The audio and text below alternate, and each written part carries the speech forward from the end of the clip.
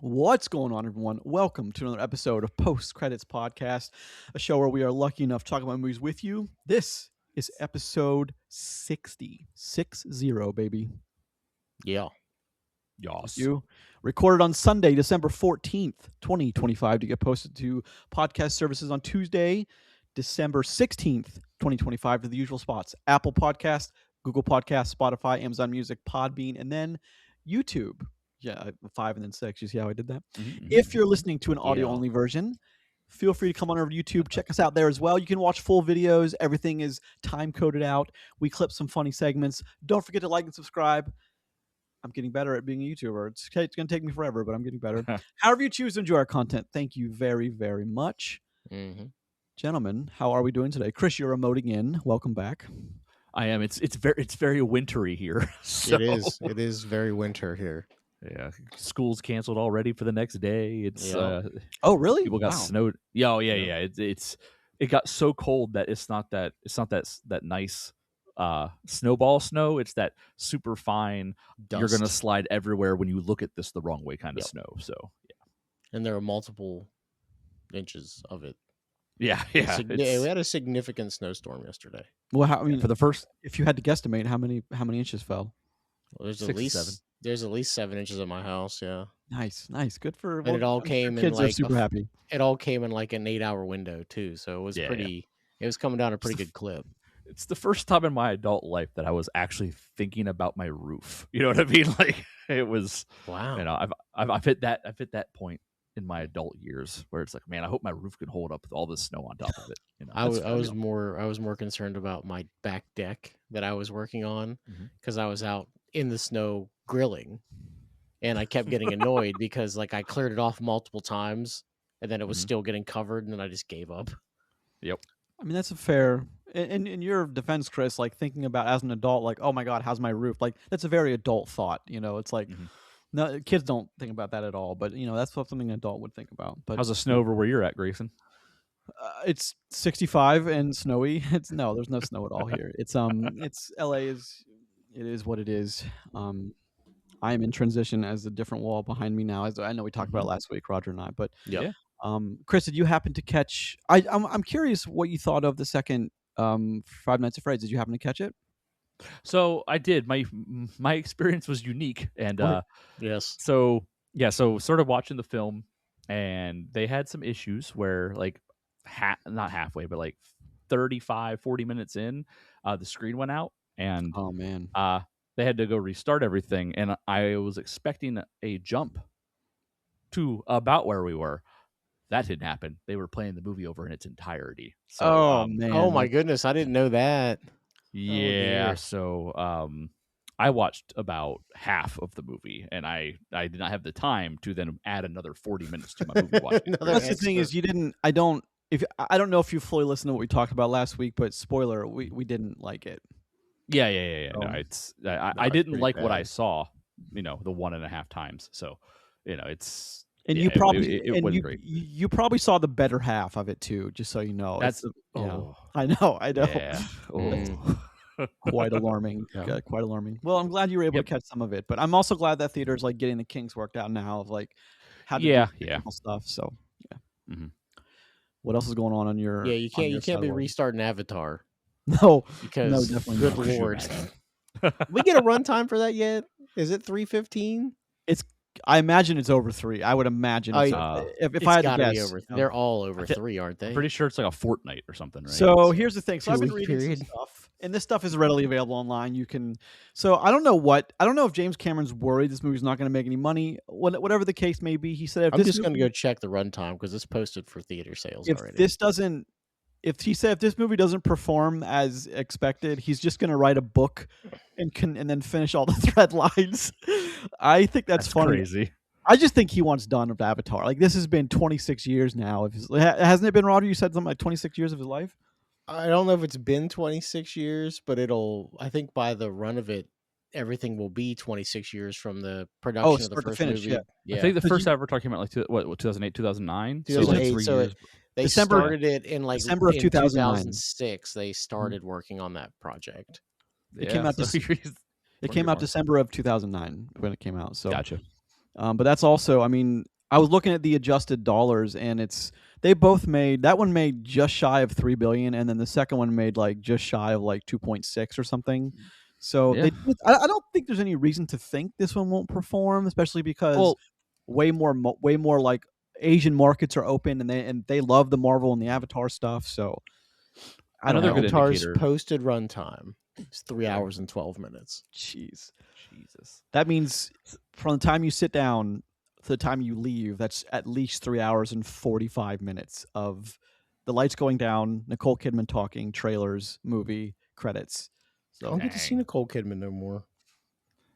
Yeah. So I think another good indicator for Avatar is the fact that that some of the embargo has been lifted. There's already like movie reviews, like people talking about it and stuff. So that's always a good sign for a movie, because they're that confident in their product that they want people talking about it this far ahead of time to get as many butts into seats. So he said this.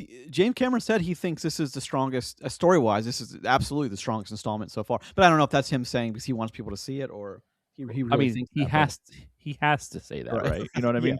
Yeah. I mean, what story did he copy for this one?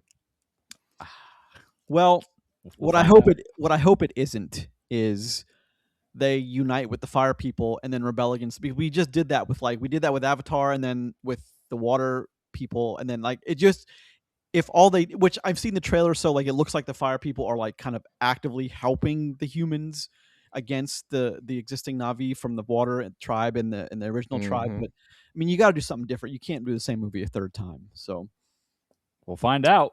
We will find out for sure. But all of the at the City Walk, all the shows are sold out from, I think, Wednesday night at like 2, I think one at midnight or something Wednesday, and all through Thursday, all through Friday, all through Saturday, all through Sunday. Like they're all sold out from all of them are already sold out.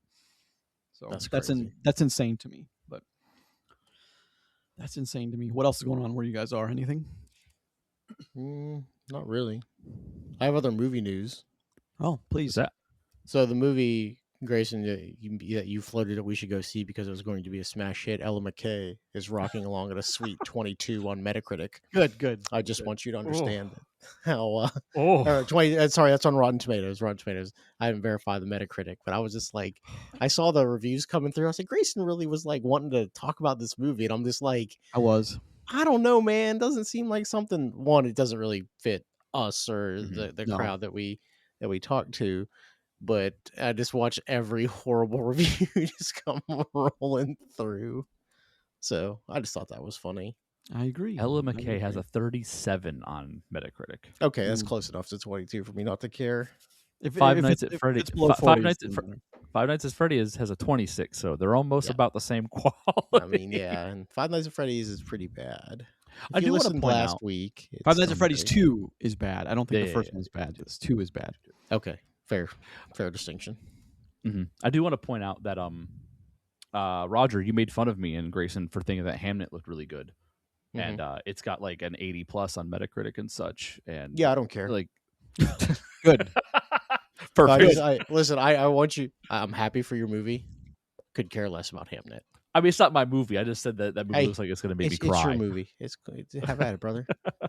It does have a Golden Globe nomination. Is that what I saw? Oh, we didn't even talk about the Globes, but there's all kinds of. The Globes this year are super interesting. A lot of very awesome categories. A lot of very fierce competition this year. But we never go over the Globes. Damn, when we just argued about a bunch of random garbage during pre-show, we could have talked about that. Weird.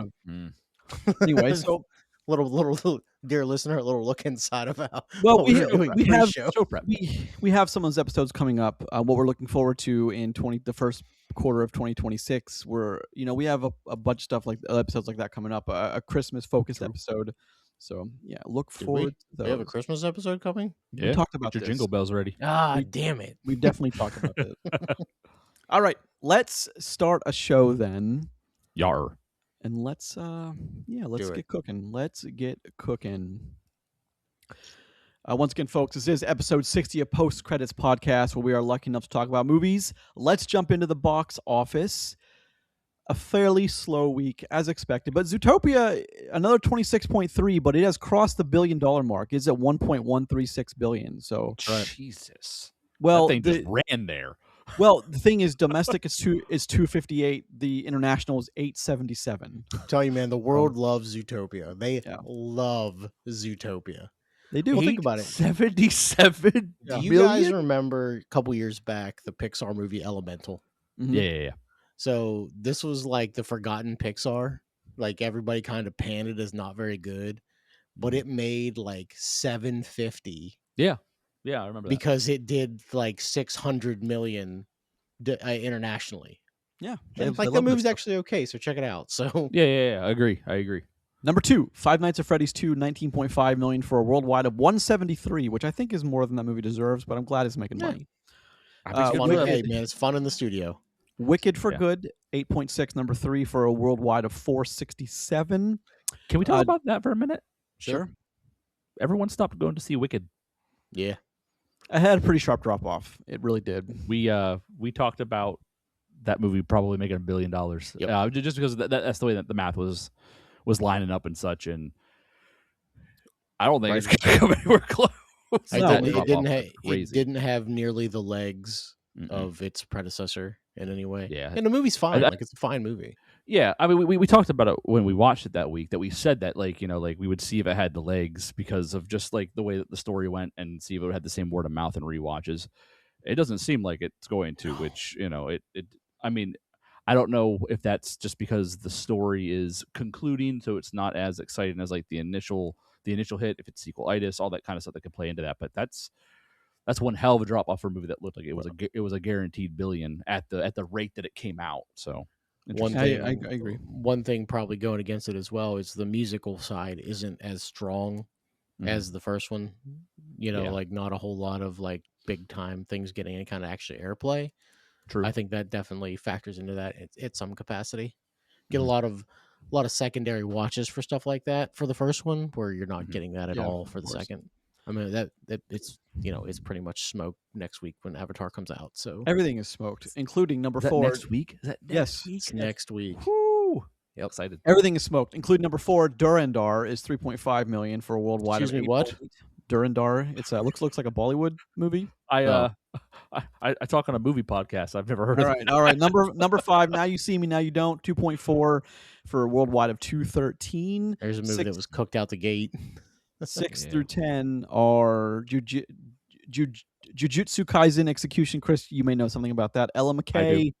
Number 8, How the Grinch Stole Christmas, the re-release. Eternity. Number 9. Number 10, The Shining re-release. Not to bother you about it, but can you tell me how much Jujutsu Kaisen's made worldwide? I know it's not nearly as much as the last anime movie. No, it's 48 million, but given the budget was probably 5 or less, that's really good. So the first half of that movie is just literally like the last 5 episodes of the of the previous season spliced together. So it literally probably cost a handful of nickels to make that, because it's just the series kind of spliced together, but where it ended and where it's going. So good. It's actually kind of funny. Interesting choice to do that movie wise. It's not uncommon in Japan for them to link very popular anime seasons with like a movie, like theatrical experience like that.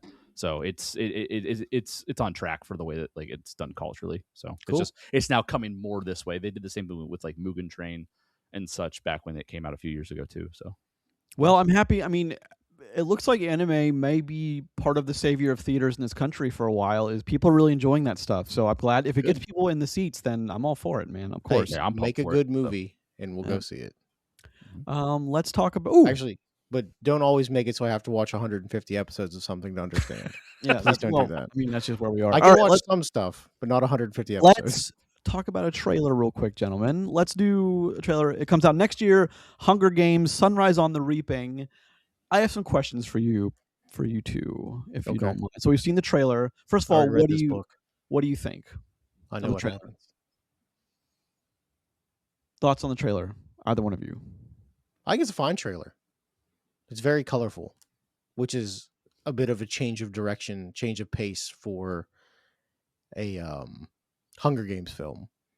A lot of the ones deal with a lot of like broken washed down out colors, beat down, washed out color, and this one seems to have a different feel of it, just by the way the actual Hunger Games portion is portrayed, and in the trailer, like they sync up the sound with the countdown and everything. I think it's kind of nifty. I think it's a decent trailer. Timeline wise, does this land pre or post Katniss? Way Pre. pre, man. This is It's all pre. Okay. Snow So is still a young man in this, isn't he? Katniss stuff starts at the 74th Hunger Games and the 75th. This is the 50th Hunger Games. This is Haymitch's Hunger Games Okay. as the previous winner from District 12. I That think is though his Hunger Games. I'm interested to know, and I don't think we ever will know this. I'm interested to know how much the Rachel Ziegler controversy of the last 2 years, how much that played into the script of this film and like what they were going to do and what they were going to feature prominently on screen. I wonder because is her character even in the book, Roger? In the book, she's in it for about a half a chapter. It's a poignant thing, but past that, it doesn't really matter. The one thing that does carry over for her, and you can see it in the actual logo for this, it's not just the Mockingjay logo; it's got the snake part of the logo as well. Good. Yeah. So they're combined. So yeah, she's in it for like she certainly could be in this movie because like how they go over it in the book and how they deal with it is they watch an old video clip of that Hunger Games of like her performance singing at the pre-show like to get that like they see that for the first time. So her character was so pivotal to the last film. What was it called? Songbirds and Snakes? Songbirds and Snakes. I mean, her character was so pivotal. I was just like, when people said that she wasn't in the next book, I'm like, what? What do you mean she's not in the next book? How can that character it not also be in the next takes book? place like 30 years later. So Sure, but like, what has she been doing? Like, she's the one that orchestrated that. Like, she was the one pulling some of those strings in the first one. If you watch the movie or read the book, you know that she disappears. Oh, well, I mean, I assume there's a reason for that thematically. I haven't read the book, so I just wondered how much. I wondered how much that played into what they had planned for her and what they didn't. Although we'll never know that. But this one looks to have a strong cast. These to me are becoming an event, like a movie event, which not many movies are anymore. But to me, these are events that you have to see, that people get excited to months in advance, and one of the few events that are left. I mean, one of the good things is, I'm sorry, Chris, go ahead. Oh, I was just gonna say I'm terribly unexcited for this movie. I have no interest in these at all. They look like the same thing, the same story. So I can't get excited for them. Yeah, but like I saw the original run of the Hunger Games way back, and the story that we got there is, in my opinion, the more interesting story, not how we got to where that story began. So maybe it's just because I'm just chomping at the bit for like the continuation of La Resistance. Sure. But I in the end, I don't see anything different. Like if you overlaid this trailer with all the other Hunger Games trailers, they look the same to me. You know, if you just ran them and played them over top of each other, they probably all kind of hit the same beats. And I don't know how excited I can get for another Hunger Games movie that I don't understand like what we're doing besides telling a story that we know the outcome to. I also don't like prequels, so that bothers me too. Prequels are tough. They shouldn't be, but for some reason Hollywood just struggles with prequels in general, and I don't know why. They can be great, they just struggle. The only thing that, because yes, technically this is a prequel, but it does tell an independent story inside that universe. Yeah. You know, and it does have an outcome that, you know, you should know at this point. Yeah. But I don't, if it follows the book more closely, and the last one did veer from the book at least a little bit with Songbird and Snakes. It tells a good story about Haymitch in his run through. Because the one thing I think the Hunger Games does have going for it is, you know, when Suzanne Collins wrote this, like she built herself her own little world, and it is fairly sustainable because she gave herself legitimately like 75 years of a time frame to play with.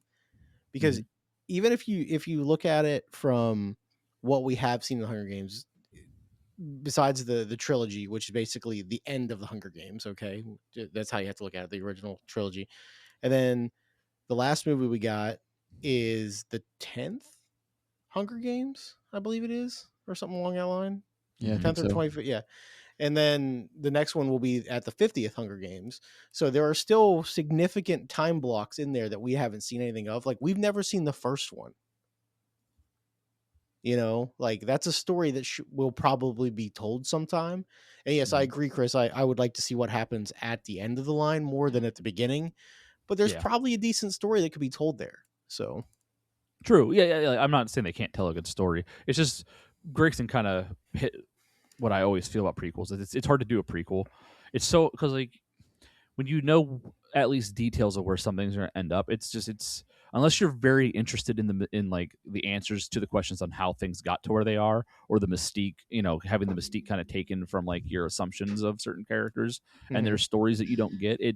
I feel like prequels are hard to land for that reason specifically. Well, very often it's also, I mean, this has to do with like also studios want to make money on prequels, so they have to understand that they have to make what people want to see, and it's tough to do a prequel because you can get something like Lord of the Rings where you put characters in it that were not in it, that were not there, but you do it because Legolas was popular. And I also just read this week that Viggo turned down a role. He did not want to reprise his role in the Hobbit trilogy because he thought it was why would he be there? Why would he? So that's also a thing. And those two characters, like, they wanted to bring in because of the familiarity. And but then you have things like Star Wars that just they ruin everything.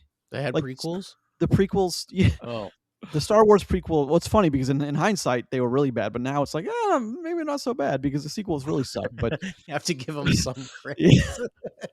It's we see how bad it can be, so then you have to look at these other ones like, it's okay.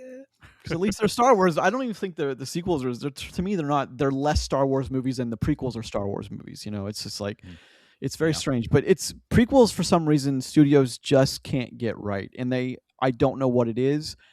I would be somewhat interested in seeing what, Chris, just to answer your question, what you said earlier, or like just expand upon your thought, is it is interesting to me to see how things got the pieces that moved to get to where they got. But you walk that interesting and kind of weird tightrope of you're showing people things that don't matter because they know the outcome already because the characters exist, versus you're showing them how it happened. And I think that's why a lot of people are just uninterested in prequels, because they feel they're wasting their time and their money in the theater. Because they know how things are going to end up, so why invest of their own resources to see it? I get that part of it. Yeah, I think a lot of those decisions are subconscious. Personally, I don't think people think I already know the story, so I'm not going to pay money. I think a lot of people watch the Titanic film. A very well-known outcome for that one. Yeah. Well, I mean, the Star Wars prequels, they were successful movie theaters, right? And of course, people knew where a lot of those character stories were going to end up. So I think it's a subconscious decision for people when they see something that they know, like they know the story to already. It's got to be a pretty strong story to begin with, or an interesting character to begin with, to bring people into theaters. And I think something that makes the Hunger Game stuff hard is that you never get the same interesting character to learn about. You're always getting new characters or someone else's Hunger Games and all this other stuff, instead of like, a character that like Darth Vader or Obi-Wan, that are like, these characters that have been so far in their story, and then you get to see where they came from, is a whole different experience, I think. I would agree with that. I mean, there's so many different ways we can take the conversation, but maybe an episode. But one last thing I want to make about prequels in general is the way we judge prequels is kind of weird, where, because we tend to judge them harshly critically for whatever reason, because we have expectations or know where the story should go. So when they obviously they're boxed into a corner a little bit with what they can do with certain things. I honestly think how we should be looking at them in general is just how much money they make. Because if a prequel, whether it's a good movie or a bad movie, if it's financially successful for their franchise, I mean, they have to look at that as a win, right? Like, they can't look at it overall as like, oh, well, this is our 5th Hunger Games movie, and if it doesn't rate as highly on Metacritic as these other ones do, we're going to have to look at that as a failure. They have to look at it as like, man, we need this movie to make $800 million. And if it does, it's a win. I think that's how more studios look at that anymore. And I don't necessarily think that that's better or worse than anything, but like, these kind of movies don't get made to win Oscars.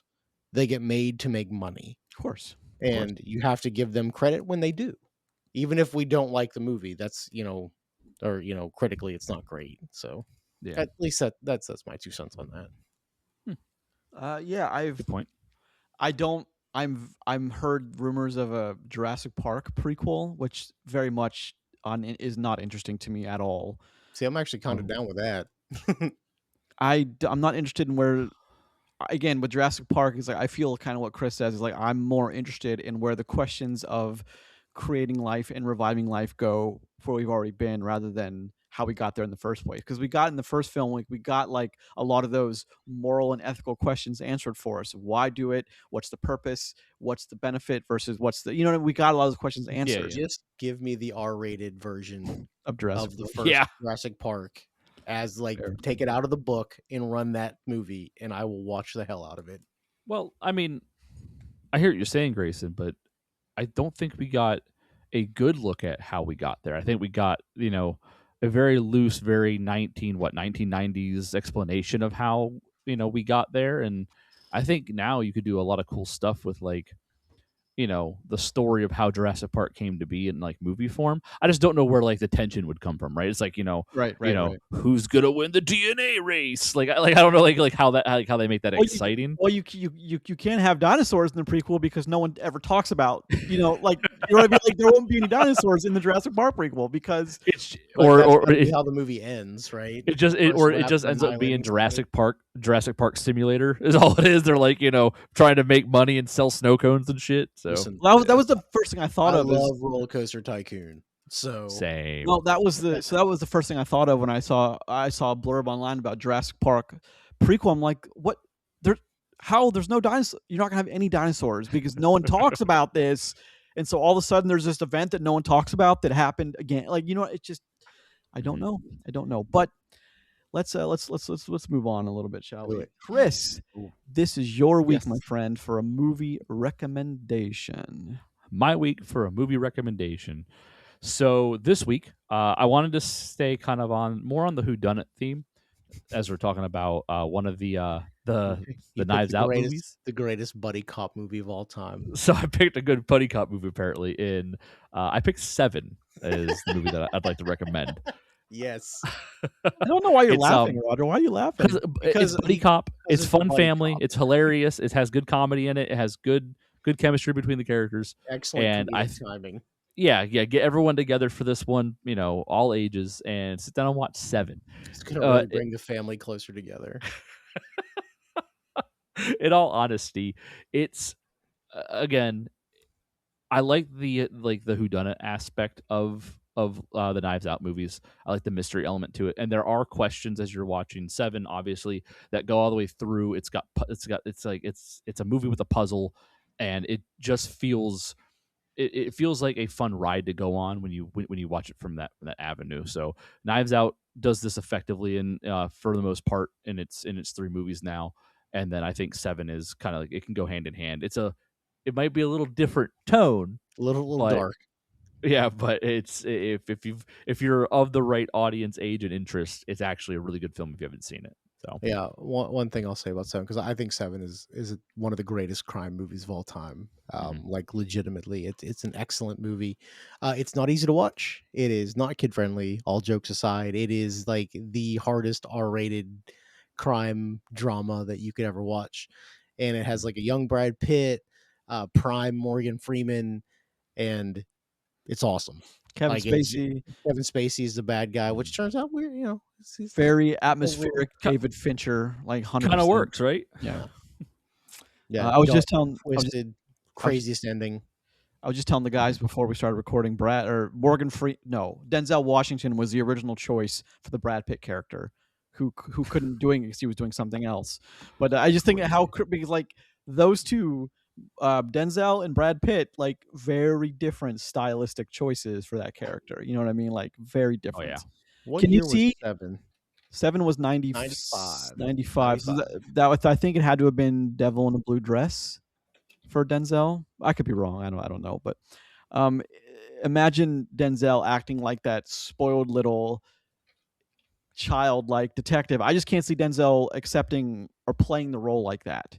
You know what I mean? I just can't see it. So I don't know how that shakes out. But it could have been Devil in a Blue Dress, or it could have been Crimson Tide.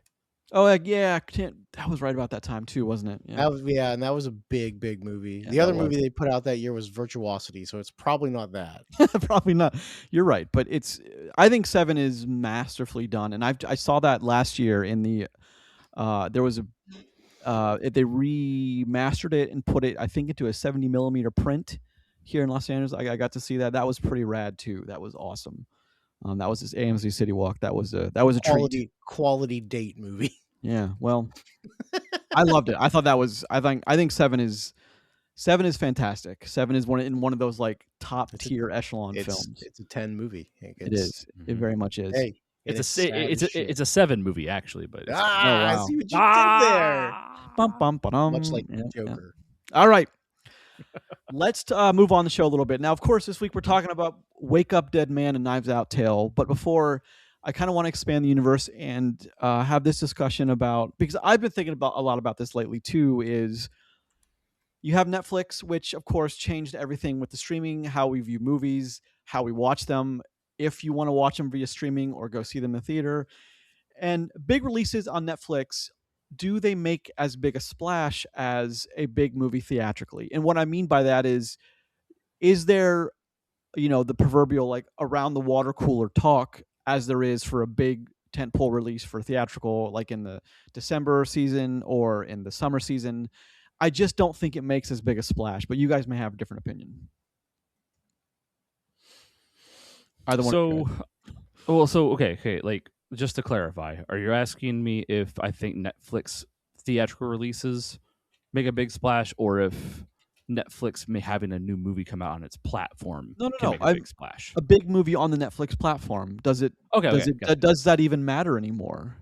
So I think right now it doesn't, and I think that's Netflix's fault. I think that right now, and with Netflix's current track record and the way that they've been pushing out quantity over quality, to quote Marvel, which is hilarious.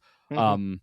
I think that they have created the perception of there isn't a need to watch a new Netflix movie when it comes out. It's just whenever you're ready. The movie generally isn't going to blow you away. It's not going to be amazing. It's going to be something that you might enjoy, turn on when you're bored or have nothing else to do. They haven't done a good job of saying, hey, we are a premier place to watch movies.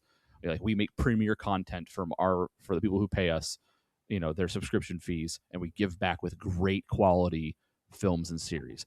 They every now and then hit something out of the park. Every now and then they have a good one, or they have some long-term legacy stuff like Stranger Things right now, like that, like people have been there forever for. Mm-hmm. But I think Netflix has kind of boxed themselves into a corner of they're not relevant movies. They're movies, that are just kind of there for you whenever you want to watch them. Yeah, that's my sentiment is very similar to Chris's, because we give Netflix, and not just us in the three of us, but like people who review movies and things like that, give Netflix a harder time, mostly because they deserve it, or they have earned it. I don't know how you look at that. Earned, yeah. But you give Netflix credit when they deserve credit, like K-pop Demon Hunters. Applaud that. Like, they did it's an excellent thing. It's got them a ton of attention. It's going to clean up awards this year. Mm-hmm. Like the Knives Out movie we just watched, it's fine. It's a fine movie. But I think I talked about this a couple weeks ago, the last movie I watched on Netflix independently of what we do here was The House of Dynamite, which is it's an okay movie. Mm-hmm. I don't know if okay is good enough anymore, but for what Netflix does, they have so many bad things that they just push out, and then it doesn't matter anymore. Like, they don't care. You don't care. They just move along.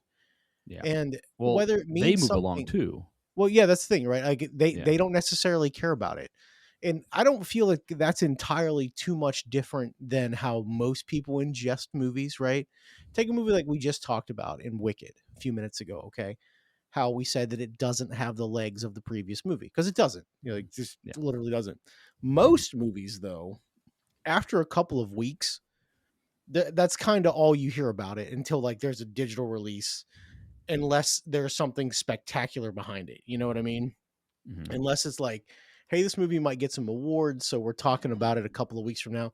Because I mean, if you think about what we talked about like a month ago on this show, do you remember like what movie we might have featured at that time? Like Wicked. A month ago? Yeah. Wicked. It is Wicked, but Yeah. like it's not often that you remember. It's in Netflix looked at as like, hey, you know, they don't remember what they watched in a movie theater last week or 2 weeks ago. So after 21 days or so, it goes into its like Netflix Hall of whatever, and it's there if you want to go find it. We're not going to push it to you unless unless your algorithm clicks it to do that. Because like, look, that was 2 weeks ago. Hey man, I put out 5 new movies since then. You should watch those first before you go looking for something you've already seen. You see, that's And I understand that though. That's part of my problem with Netflix is those 5 movies that they pushed out, they might collectively have a Metacritic of like 15 or something. That's dramatically low, but they're all, especially their rom-coms, they don't measure up. The worst of the rom-coms from like 2000 to 2005 are Best Picture winners compared to the worst of rom-coms from Netflix now. And it really puts things into perspective. Yeah, but in fairness, rom-coms in 2025 and theatrically are generally pretty bad too. They have been for a long time. Sure. And I completely understand that. However, my problem with Netflix is you don't have to be a genius to watch Netflix and figure this out. I mean, anyone can. They don't care about. I mean, Roger and I, we talked about this last week, Chris. They don't care about the people who look at films analytically and with like as we sometimes do the pinky up version. They don't care about those people. They care about, they target like 2 or 3 very specific groups that are very successful in, I mean, look at I just was looking at Netflix today and all of the like Hallmark Christmas type movie. There's like 4 dozen on there right now that I'm sure are getting more numbers than anything else. But I would bet everything I have, I know exactly what demographic is watching those. I know what that demographic doesn't have is attention. I know what that demographic is. So, but I know everything about it. So that's the thing is Netflix isn't playing. That's why I'm so weary about what's going on with Netflix right now in the news and the acquisition for another major studio is it's not everything that they get. If they get that studio, everything they get will go from actually great stuff to complete and utter trash. And that's what I'm worried about. Well, I mean, well, you can have that fear, and I don't want to rehash what we talked about last week, but the one thing to think about, there's a reason why Warner Brothers is for sale. Sure, and I get that. They're not doing that great on their own. Some of their properties perform just fine, but there's a reason like they are available for purchase right now. Well, and having somebody like Netflix come in and buy them, where yes, I don't think it's a good thing, but I have no idea what they would actually do with it. I assume that it doesn't mean good things from what I've read about movie theaters surviving. And I think that that's terrible.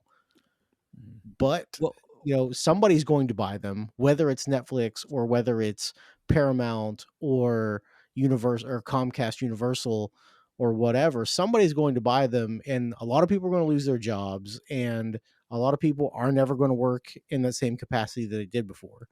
Whether it's Netflix or somebody else, no one knows what's going to happen with Warner Brothers right now, and all of it can be bad. The one thing that Netflix does have, and this is the one thing that you have to give them props for, is they are content generating machines, okay? For better or for worse, something new is coming out every week. Every week. So if one thing bombs, guess what we're trying to do again next week?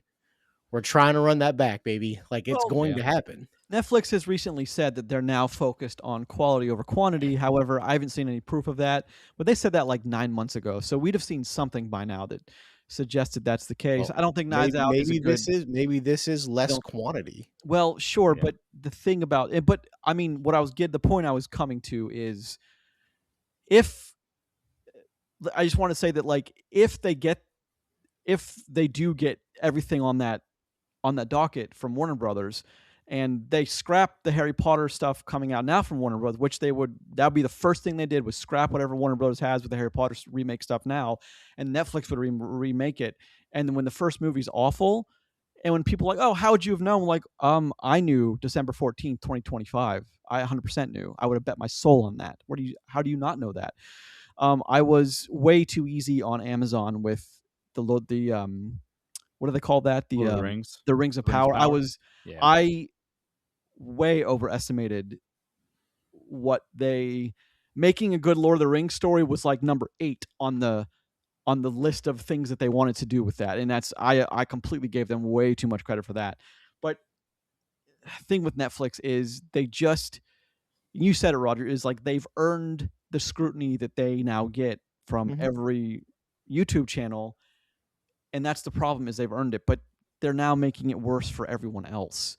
And there are reasons, especially in my, what I do in accounting for film and TV, is Netflix is talking about using their own own unions now, and they're talking about a whole new like Netflix specific thing. So if you don't work on Netflix stuff, well, you don't get the hours for your health benefits. There's rumors of that. I don't like that either, and it's all just, to me, it's all stuff that it's just alarm bells are going off, and I think for the right reasons. However, we're not talking about that on this show, but I think we were lucky with this Knives Out movie that it's really good. I think that they can make a good movie when they want to, and we've seen that a number of times. Like Netflix probably has a list of 50 things that's wonderful, that is absolutely great. But I mean, that's a list of 50 out of how many? 5,000 things? Well, yeah, I think it's fair for us to say right now, when we get something that's good on Netflix, or say, hey, it's actually good. Again, we're not doing that to be negative towards Netflix, like specifically. Netflix has earned that criticism at this point. Yeah. They've earned that stance, and it's not up to the consumer to give someone their money and then not get the product that they expect delivered. It's like, that's just not how this works. So, but there's enough people that are paying Netflix, regardless of the quality of its content, that it has the money to possibly buy Warner Brothers. Sure. So, Can I make one last point, and we can shift out of this? Mm-hmm. Obviously it's Netflix's fault that their content's not great sometimes. Okay. Mm-hmm. And we do give them credit. When they win, good for them. Yes. But if you equate it to, like, you ever order a pizza? And like a time or two. Yeah, I'm sure you have, right? Mm-hmm. And you order the pizza, and like you get, at this point, like, you customize the toppings, you get everything you want that pizza to be, and that pizza arrives relatively in a timely manner, still nice and warm, and it gets to you, and you eat it, and you're like, man, that pizza wasn't very good, right? But you know what? Like a week later, you're like, I'm gonna order some pizza, and you're gonna pull up that same app, and you're going to type in the same thing, and you're going to order another pizza. And if you look at that, in that correlation with Netflix, is like, sometimes that pizza is way better. Sometimes it's not, but you're still going to order the goddamn pizza. Like, you're still doing it. Yeah. Like, you're not going to stop doing it. Even if you got like the worst pizza in your life, you're still probably be like, well, you know what? They messed up. I'm going to give them another chance, right? Like, that's how that happens. And like, we are so trained, just be like, we're just going to watch it anyway. Well, like, or the adage of, like, I've never had a bad pizza. Well, of course you have, but here's how trained we are with the streaming. And I just wanted to, it's fresh in my mind, I want to say it is, so one of my best friends, he's a big Avatar guy, massive, but he doesn't watch them theatrically. He says it's expensive for me and my family. It's a long time commitment. My kid doesn't sit. She doesn't sit still for very long. I don't have a rebuttal to that argument. So no, I totally understand. How he said when we were talking about it this weekend, he said, "Isn't it coming out day and date Disney?" I'm like, "No, dude. Why would you ever think the other two?" He's like, "I don't remember." Like, well, that's the training of what these streaming services have done to us. Is because how many times do you hear? I mean, it could be less than I think, but in our circle where we watch a ton of movies, and you guys have friends that do it also, is what's the one now, besides when you say, hey, you want to go see a movie, the number one thing used to be who's in it, because like you want to be excited for who you're watching. Now it's, I'll get it when it's on streaming, and that is a cancer. It is something that is inevitably going to kill the theater, so the theater model, and that's what has me in a tizzy right now. Is all Netflix has to do is play the waiting game, because they have most people trained, and that's a shame. Because like the first question anyone asks is when's it going to come streaming? Now I understand that because you're already paying for the streaming, so you want to get value out of it. I totally understand that argument too, and you should do that if that's what you want to do. But you're not getting the value of the movie watching it on your home television set. You're just not. Also, those billions are why you can't share your password. Just so because Netflix used to be the ones that are like, oh yeah, share it with everyone. Yeah, we want everybody to have it. And then all of a sudden, you guys can't do it anymore. Also, we're going to buy Warner Brothers. So for $70 billion. Also, fuck off with that. You know, just get out of here. You know how many pizzas you could buy for $70 billion? Anyway, so buy a whole franchise. I guess to sum up, I know, Chris, you missed last week, but Roger and I talked very briefly about how Knives Out came out, and it wasn't even a fanfare thing. It wasn't. I never saw it promoted anywhere on Netflix. I didn't even realize it was coming out, and I'm on Netflix every single day. So that's going back to my original question: is it a big deal if it's on Netflix and it's a big release? Because I would consider a Knives Out movie a big release. Excuse me. I would consider one of those a tentpole release for the year. You know, one of 20. Absolutely. Yeah. So I guess that's my follow-up comment. Yeah. Again, I think Netflix has earned its current state of, I hope it's good, because that's just where we're at right now with them. I agree. I would agree with that. Okay, so with that, gentlemen, let's segue into the movie. Chris, it looks like you have a strobe light going on when you're clicking around it. All the colors are. It looks like you have a strobe light. Just saying. Let's get into the movie of the week, which is Wake Up Dead Man, a Knives Out mystery. But first, as always, let's talk about some particulars. Why don't we just call this Knives Out 3? Because I don't know. Wake Up Dead Man. That's the title. Yeah, Wake Up Dead Man, a Knives Out. Isn't that a Theory of a Dead Man song? All right. Well, the cast is actually quite big. To name a few: Daniel Craig, Josh O'Connor, Glenn Close, Josh Brolin, Mila Kunis, Jeremy Renner. Already massive cast. Yep. Then you add people like Kerry Washington and a few others that just make it even bigger. And of course, written and directed by, this is like Rian Johnson's baby, and I can appreciate that. He did the first one, he did the second one, and this one, right? He did all three of them. He wrote and directed all three. Yeah. So this is his baby, and I respect that. And I think he has kind of an interesting character in Benoit Blanc. Only it's all he is a Hercule Poirot in another age with another lisper, like a southern drawl. That's really all. But instead of a mustache, he has incredible hair. Long flowing lion mane. I couldn't remember. Does he have that hair in every one of these movies, or is this a third one? This is a new. This is a new take. That's what I thought. Yeah. No, it's definitely longer and more flowy in this one for sure. Luscious locks. Yes.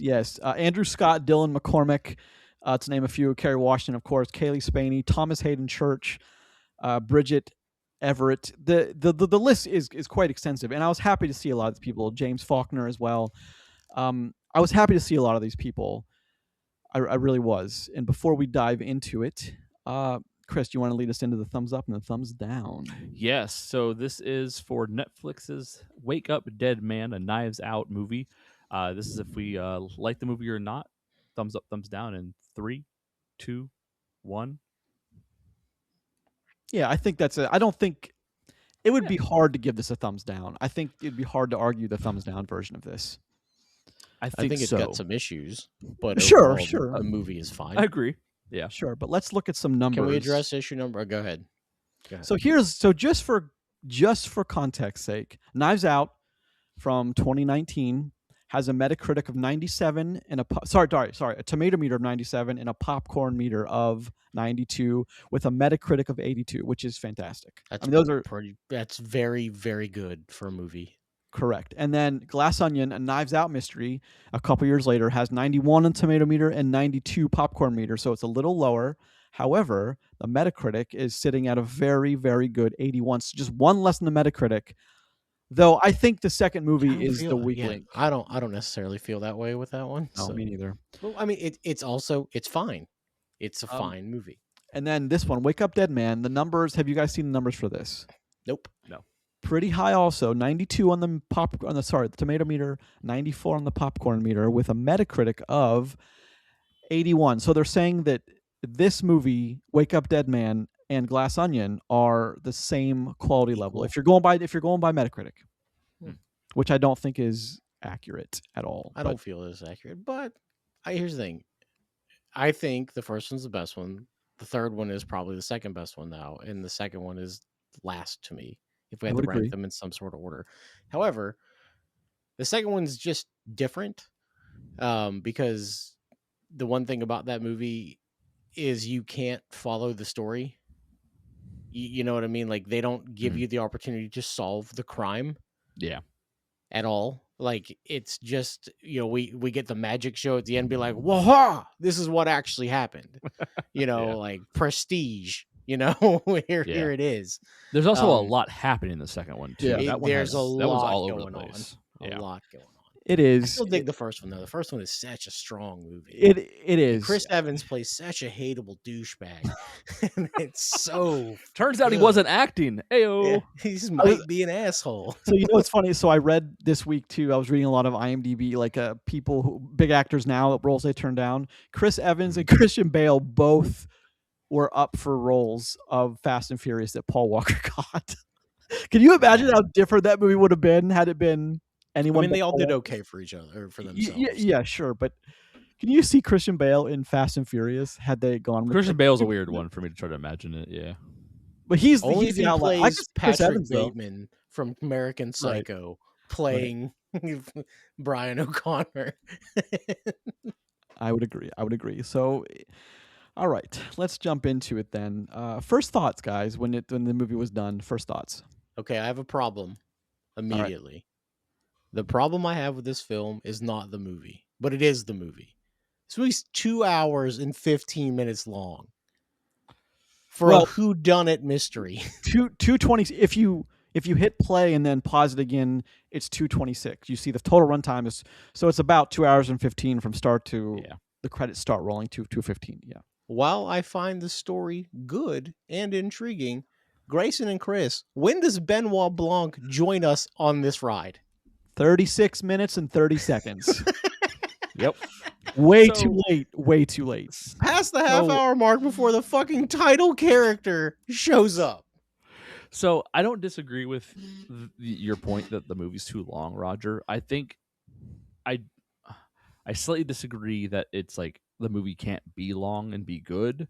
I think that the movie could have cut down some time in little things. I don't think it needs to lose a big section or lose a character or any of these things. I think that they did a really good job with using the first 36 minutes before what is his name, Blanc shows up. Benny. Setting up the story. I think one of the reasons why the mystery element of this movie works better than the second one, especially, and probably the first one, is that they took the time to do a proper setup with the first 30 minutes of the movie. I don't think we get the movie in the way that we do without that 30 minutes of setup. And I appreciated that because, again, they do a very good job of letting us be along for the ride and not, being pulled on rails. I do think they did a very good job with that. And without the setup time, I don't think we get that. I think they could have cut down scenes by minutes, all the way through this film to knock 20 off of it. 100%. A weird camera angle lingers a lot every now and then. You have, some dialogue that could probably be thrown out, just like little stuff, right? And just to get this movie down like 15, 20, and I think it'd be perfect. But you can't lose that beginning. That opening 30, I think, is really strong, actually, for setup. Yeah, I agree with everything you said. I wouldn't, if we cut stuff from this movie, and obviously, I don't get to make this decision, or I would have done this already. I think you leave the majority of what happens before he shows up because it's vital to the story, and it is a good part of the film. It's just, this movie is long, unnecessarily so. And I still enjoy this movie quite a bit. I would also enjoy it a little bit less if I didn't pause it 3 times because I had to get up and stretch and do something else, during a 2 hour and 20 minute Netflix film is a long time. Well, if it were 90 minutes, would you have paused it and stood up and stretched? And not necessarily, but 90. See, here's the thing though. But then, if you go from 2 hours and 26 minutes to 1 hour and 30 minutes, you've made a significant cut to this film. Sure. Oh yeah. So, well, like I mean, that in itself means you have to accelerate the pace. Yeah. I think a better way to say what Roger's saying with like pausing a couple times and stretching. I got kids in the house. Yep. And my wife made the comment accurately that this 2.5 hour movie is going to become a 3.5 hour movie because we kept on getting interrupted. So it's pause, take care of something. Sure. Play, pause. Yeah. My daughter asked me for lunch while I'm watching this, and I'm like, yeah, sure, it's fine. Yeah, and I think that for a Netflix movie viewing experience can lengthen that process a good bit because you have the option to, so why wouldn't you? Especially like around here today, because we did get a significant snow. Hey, give those kids $20 and have them shovel the sidewalk. And I was like, all right, cool. Hey guys, shovel mine, I'll give you $20. And I had to wait for them to take care of that, had to inspect their work, and I also thought this one was funnier than the previous two. Although I have some points I want to bring up with that. Is one of the things I thought kind of made it long was I thought it was really funny when we first catch up with the main character, Josh O'Connor's character, the young priest. He's kind of a gray background of how he came to the priesthood and then we come to him and he's kind of new to the area, and Josh Brolin strolls in. He's like, "Oh, have you met? What's her name? Martha? What's Glenn Close's name? Martha. Grace. Martha. Have you met Martha?" And he's like, "Who?" And she just appears behind him, and he's like, Jesus. And then and then it happens again like 5 minutes later when she just appears out of nowhere, and he's like, like it's, but they never do anything. I was expecting that to continue, and it did not continue. So I guess my criticism there is, if you're not going to continue that, then don't have it happen twice. Well, his whole putting his hands up and then making a hug like thing, that didn't go beyond like the first like 30 either. You know what I mean? Oh, they yeah, did a couple times in the beginning, and I was expecting it to come back around near the end where like like either he's gonna have an opportunity to either put him up or hug or bring somebody in, but like they don't revisit that at all, which I did find weird. So I agree with you that Martha coming out of nowhere, it was a good solid one-time joke though. Two-time joke. It happens twice. And I did find it funnier. I had to pause it, not for a reason, a bathroom or getting a drink, but because I was laughing so hard when Benoit Blanc is examining the body. He's like, "This one's all flesh and blood. And he's a wiggle. Yeah. And then they fucking just flip the cadaver.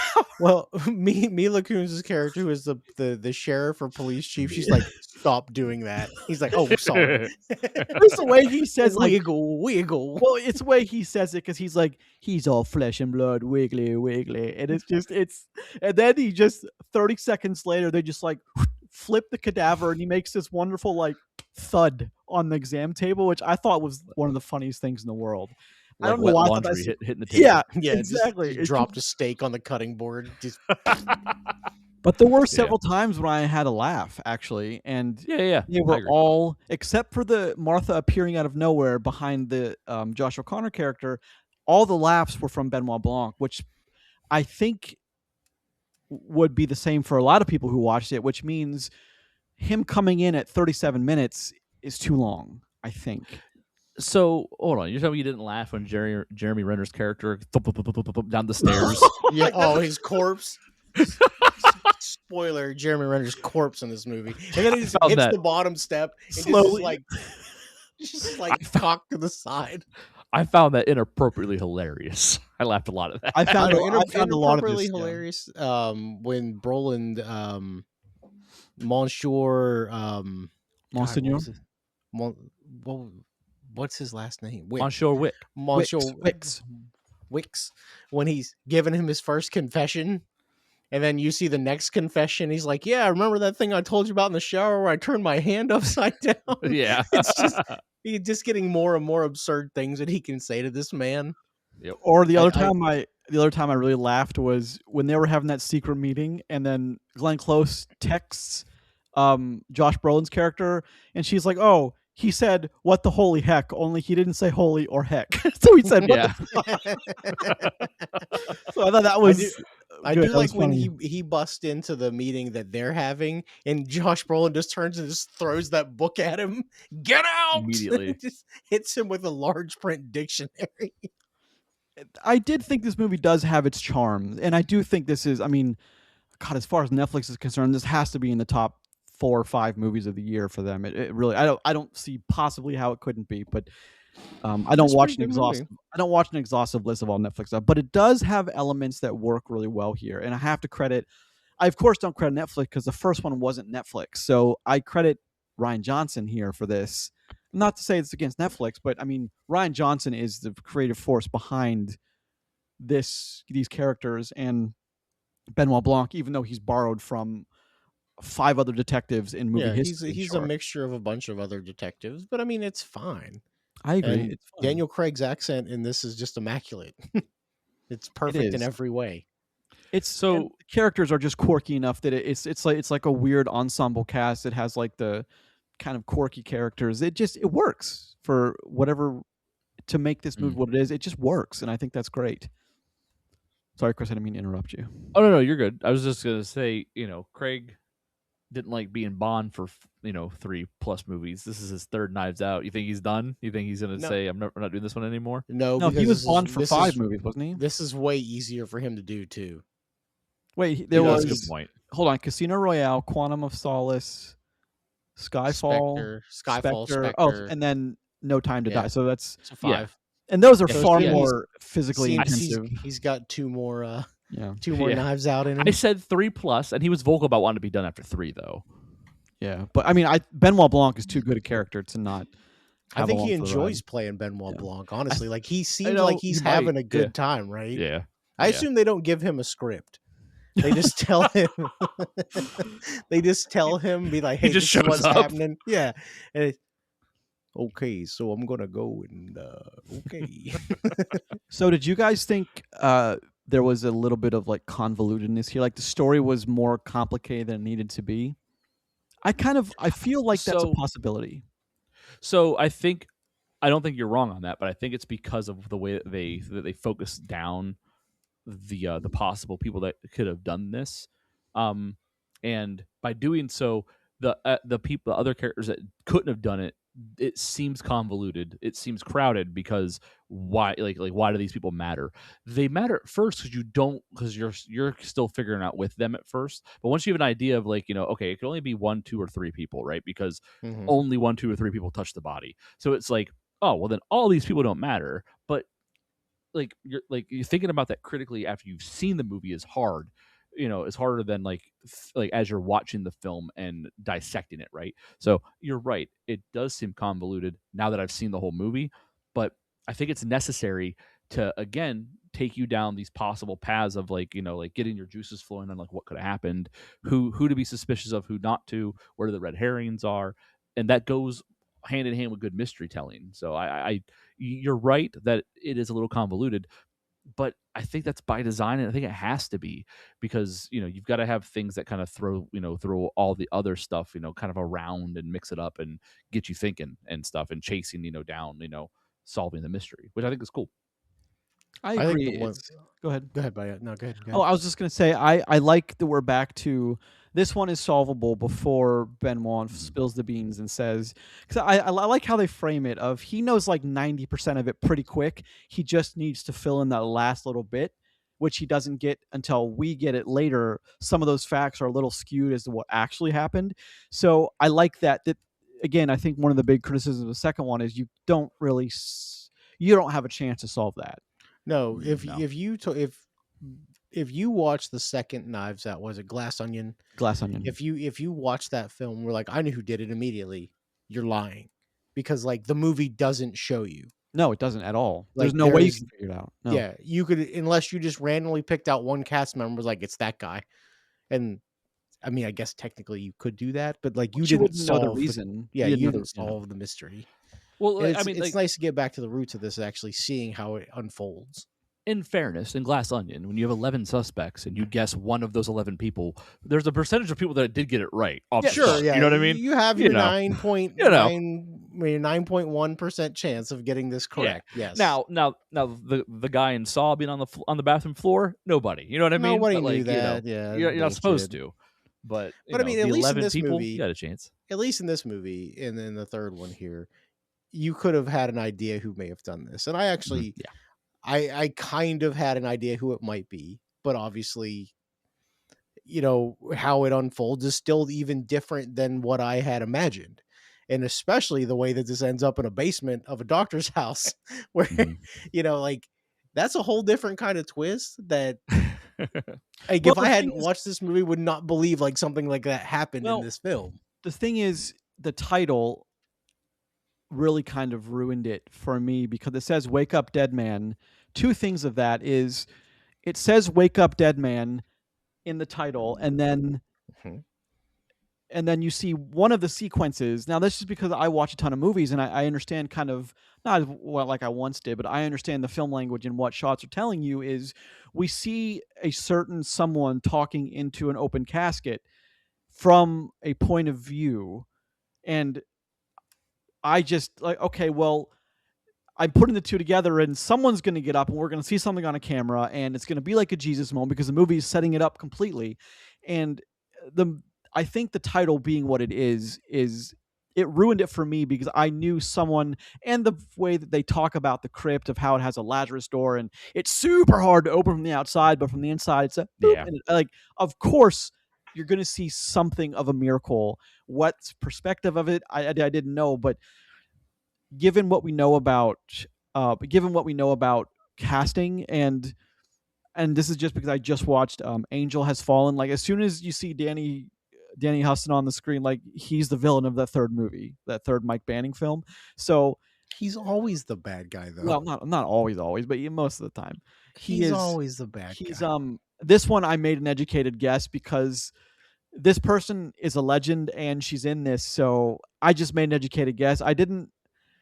The reasoning was a bit off, but only because the reasoning didn't come until the 2/3 mark of the movie as to why something would have been a certain way. But also, I question the medical examiners in this town a lot. Okay. And one of the reasons I laughed is because when they see a certain camera footage and then they examine a crypt, I like how Mila Kunis is like, wait a minute, we made sure he was 100% medically dead, right? Like, okay, that's legit. That's a legitimate question.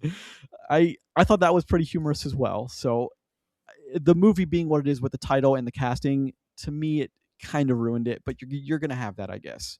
Yeah. Did you guys have any incorrect guesses? I did. Just wondering if you guys did too. Like theories, like as you were watching the movie, because like these kind of movies, like I don't know. I like going on the ride of that these kinds of movies take you on. So I thought I also like the ride. No, go ahead, but I don't want to cut you off. I was just gonna say, like one of the guesses I had that was wrong was I thought, because they talk about the Lazarus door at the beginning, like you said, Grayson. So like, I'm cued in on that. I thought that when they showed him dead in the closet, I thought there was going to be like a false wall or a Lazarus style door in there. Of course. That led to a tunnel to the crypt. Is what I thought was going to happen. And I hadn't thought about that all the way to the crypt, but like some sort of tunnel thing, blah blah blah, or just into another room, the stairwell or something. Yeah, of course. Yeah, when he's flicking the lights on and off, though, there's an optical illusion. I don't know if it's on purpose or not, but he flicks the lights on and off in that when he's hitting the breaker. And it looks like the wall's getting further away for a second. It messed with me. Yeah. I think it's meant to do. I noticed. I think it's meant to do that as well. Maybe. I mean, but yeah. So I thought that they love to play with the lighting in this film, like during monologues, and have the sunlight come gleaming through the window, like the Lord is speaking. Well, I appreciate that because it's funny. Yeah, exactly like that. I tell you one thing I did love even more than the comedy was. And I know you guys probably saw it as a Grayson moment, was when he was on the phone with the people from the company with the construction equipment they used to remove the door. Luis. He was like, Luis, just tell me who ordered. And Luis is going on, and he's like, Luis, calm down. And then all of a sudden we get into this kind of, Luis has a problem, and then he turns into a priest for an hour and a half. Yeah, I thought that was actual job. I thought that was a great moment, and I think the reason I like that is because it kind of brings the movie back to, like, I don't want to say it brings the movie back to, oh yeah, he is a priest and he does have duties outside of what he's doing now, and solving a murder mystery that he should be the lead suspect in. Well, it was interesting because it I think adds another layer of levity to the movie that wasn't there, because you're not really mourning the loss of the Brolin character because he's kind of a tool bag to begin with. Dickhead. Yeah, exactly. So you're not really mourning that loss, but you are mourning another loss from a woman who we only meet once, whose mother we never meet, and that's still heavier than the death in this movie that is written around. You know, can we talk about Josh Brolin's beard for 1 second? His wonderful, wonderful Jesus beard. No, but it's like hacked with scissors. Like you can see like cut mark. Like he's a crazy person in this movie. I thought he looked like the dude so much in this that it bothered me a little. Exactly. So isn't that kind of the point? Isn't that the point? I think it is. Was it? Okay. I mean, like, look, if you would have told me that Jeff Bridges played that character, I would be like, sure, it's fine. I kept thinking of Chris Christopherson as the Brolin character instead of Brolin. Name, strong double name. Yeah. Come on here, teach Blade his ways. There's a lot to like in this one. Yeah, I agree. So, like, watching the movie and stuff, this film does what I love in movies like this, where like I enjoy dialogue-driven movies, and this movie's all dialogue, man. You know what I mean? It's dialogue with a dash of mystery, and it works really well. And like 5 minutes of action. Yeah. The characters are all interesting in some way, shape, or form. Some more than others, obviously, but like they do a good job with that. The dialogue's good. The back and forth are good. The characters are fun to see interact with each other, especially the two leads in this. It's the movie is a good ride if you want to consume something that is more than just, you know, like something action packed, something sci-fi or whatever, what have you. Like this has substance to it in a different way that, you know, other, like, in a less common way, I would say. So that was a high point for me watching this one. Good. I agree with that. I agree with that. Yeah, that's actually a good point. And another question I think we need to ask, because it is a sequel, is does it feel like a Knives Out movie? I think it does. I think it does. Yeah. 100. I don't think anyone would I don't think anyone would dispute that, actually. I mean, I think the one thing that Knives Out has going for it, obviously besides Benoit Blanc as a character, because he's a good to great character. Mm-hmm. Each story we have gotten from them, while they are technically sequels, they are all independent stories from each other, which is, I think that matters, you know, because it's not, they're like, what's Benoit Blanc into, you know, because remember he was doing this last time. Well, it doesn't really do that. It's a whole fresh start for him each time, which I appreciate. You I would happily watch more of these movies. Yeah, you can watch any of these three if you haven't seen any of these and be fine. You know, like wherever you jump in at. You can watch this movie and then go back and watch the first two if you really like this one. Yeah, if you've doesn't never matter seen what order. Movies and stuff, which is cool. I mean, I would love to see, if you told me that Knives Out 4 was coming out tomorrow, I'd watch it. You know, you know, I think they're good. I would have rather. I unfortunately caught this on Netflix. I didn't have the time to see it in the theater. I would have preferred to see it theatrically. Like I would prefer to see anything. I think a little something is lost when you don't see a movie like this theatrically, because what Rian Johnson does, one of the few things I think he does really well, is plays with the frame, what's in frame and what's not in frame, especially with the Knives Out films, because it's a whodunit. Is I think that you lose a little something when you watch it not theatrically, but I don't think that matters to most people. So maybe I'll never know. Did you catch the Star Wars joke? Yes. What was the joke? It was about number 8, of course. About holding hands. Oh, right. Yeah. He's like Star Wars. He's like, yes, like Star Wars. Star Wars. Well, they also make a reference in it about like like wanting to go away and be the good guys. Yep. Like the Empire. It was like, I was like, what? Incorrect. They actually made several references to the like they made several Star Wars references. They made multiple Star Wars references. That's good. Hey, good for Rian Johnson. Agreed.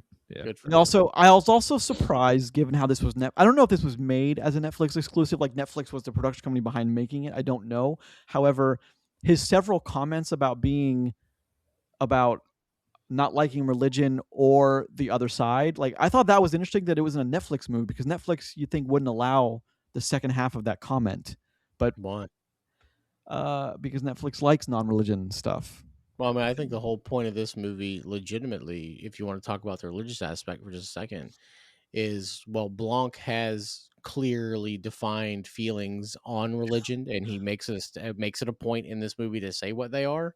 He's not opposed to someone else, and he brings this up that, hey, if it helps you get from point A to point B, that you should celebrate religion. But this is why he doesn't, and I think that's a good logical thing to say to people. I agree. Like he doesn't ever, he deals with a priest for like 90% of this movie as like the guy standing next to him, and he doesn't insult what he does or anything like that. I think it's a very fair way to look at it. That's why he waits patiently in the office while he's being a pastor when he's talking to he Luis. Doesn't say anything. He just shuts the door, and yeah. So Good. I did also really appreciate at the end. He's like, my first mass is coming. I'd love for you to stay. He's like, there's nothing more that I want to do than not that. And then he just walks out the door.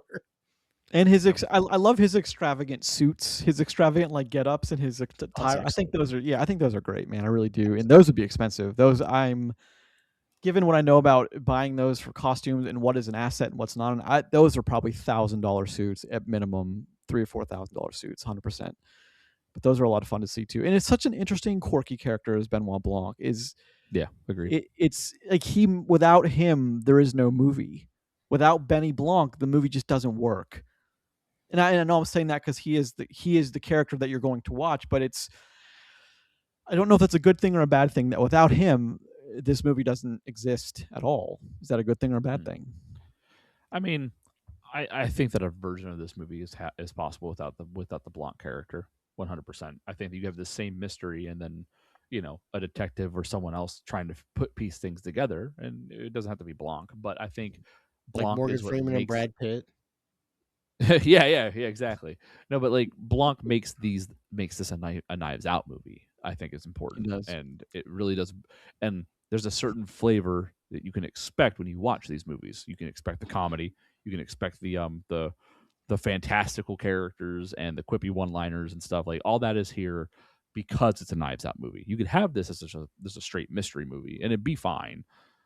I think that the layer that Blanc is and what comes with that adds a lot to that to make it a step up from just another mystery movie.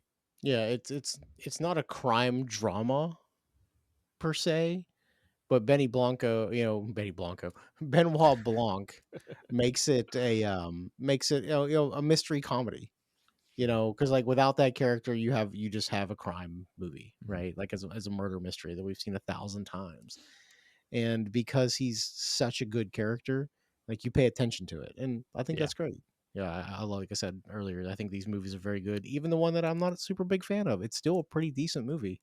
I agree. So the only problem the second one has is it's not as good as the other two in my eyes, and that's more of my issue than it's a movie issue. So sure. I don't know. I don't think anyone would argue with you that Glass Onion is not the one that people are going to pick out as the more memorable one. How long has it been since you watched the first one from 2019? The first one? It's been a while. Has it been 2019? For me, it's been since 2019. I've watched it one other time since then, but it's still been... I think it's before I watched Knives Out 2. That makes sense. What was that? 22, 23? When was that? Probably 22. Knives Out, the second one. Probably 22. Yeah, so that's what I wanted to ask is like, you can watch these in any order, of course, right? Yeah, you can. So like watching one doesn't rely on your knowledge of the other two, which I don't know if that's a good or a bad thing. I would have hoped that they do reference previous Benoit Blanc cases, but I don't think any of them were the other two movies. Were they? No, I don't believe so, but I wasn't paying that much attention to exactly the cases he was referencing at the time. Yeah, I don't think they did. I could be wrong. I sure could be wrong, but I don't think they were. I think the movie would have been more direct had they been intended to be the reference to the other two. But I kind of like in a way that they're not. Because then there's other kooky adventures out there with Benoit Blanc that squishy, wiggly that they could pull from. You know what I mean? Yeah. Yeah, that was. I thought it was inventive what they did with because when the whole mystery was happening, there is an element of, oh shit, like, did he just get up? Is he doing kind of a Jesus Lazarus thing? Is he getting up from the dead? Like, did you guys think there was an element, or did you guys know the whole time that no, there's more at play here? It would have been a very big twist if he actually had been brought back to life. Yeah. Because I think that's what I thought they were. Sorry, Chris. Let me just say this one last thing is, I thought that's where they were going with it, because pretty early on when he walks into church that he is not a practicing Catholic or religious person at all, Benoit Blanc. And I thought that what was going to happen later in the film was going to like make him a believer in a way, something that even he couldn't explain, which I thought would have been interesting. I'm glad they didn't go there, because I think that's a very predictable story beat that happens a lot in like these kinds of characters, ones that have unshakable, unshakable knowledge in their field, and all of a sudden it's like I have to question everything now. Like, my whole life is a joke. Yeah, I'm kind of glad they didn't go there. Talked about incorrect guesses. I also thought there was a chance that he was not dead, but was like took some sort of drug to put him very near death, sure, so that he could wake up and come back as a trick, not because he was being resurrected, but like become famous or something along those lines with the one character. I was wrong, but like I wasn't buying into the resurrection thing, but I was thinking, maybe he's not dead. Maybe he was basically dead. Faked his own death. Yeah. Yeah. Like I thought like there's a chance we were getting something like that too. Yeah, it didn't seem out of the realm of something that could have happened in this film. Yeah, but especially the story that they tell you.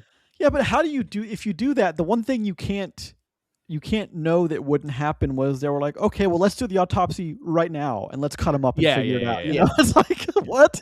That definitely does put a hamper on that. Yes, I agree. I didn't say it was a good theory. I just was like, thinking that hey, it was a theory. Yeah, it's it's kind of like every time I go over the Troy thing in my head, is like those guys who get in the wooden horse are like, please don't burn the horse, please don't burn the horse, please don't burn the horse. It's like it's the one thing you can't do is. So I wondered if like I wanted, because of the character of Benoit Blanc, and he's always right, and nothing gets by him.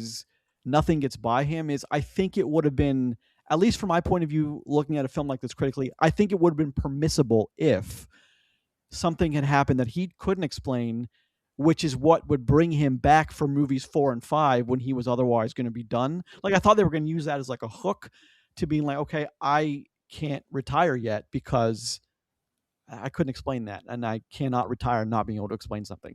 I thought that would have been interesting, but maybe that's because I personally wanted that. But I see your point, Chris, and why that would have been maybe a beat too far, too cheesy, too something. I don't know, but I see your point.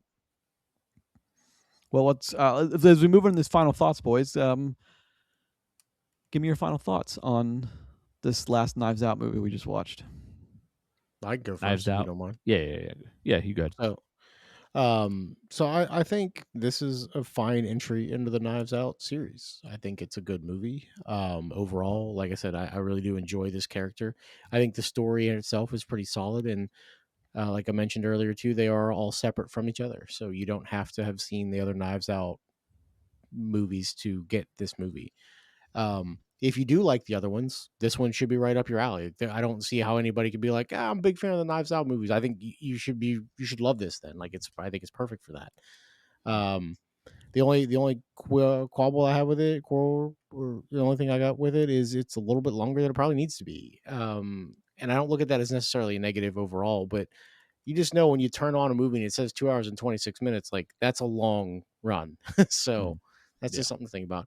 And legitimately, if we had seen this in a movie theater, like that's basically a 3-hour trip to the movies for a Knives Out show. So I just 3 hours needs to be an event. That's all I'm saying. I don't know if I agree. Like, I think these movies are an event. I think when you go to watch one of these movies, you know what you're getting. You're getting Daniel Craig. You're getting an ensemble cast of very good actors giving you a performance.